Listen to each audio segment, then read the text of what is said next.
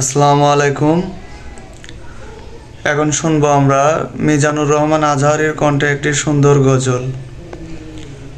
চলুন গজলটি শুনে আসি। তারা কবু পথ ভুলে যায় না, আল্লাহর প্রেম ছাড়া এই দুনিয়ায় কারো কাছে কোনো কিছু চায় না।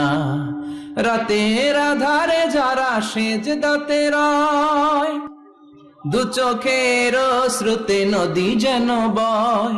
ছলনার হাছানি যতই আসুক, পেছনে ফিরেও সে তাকায় না।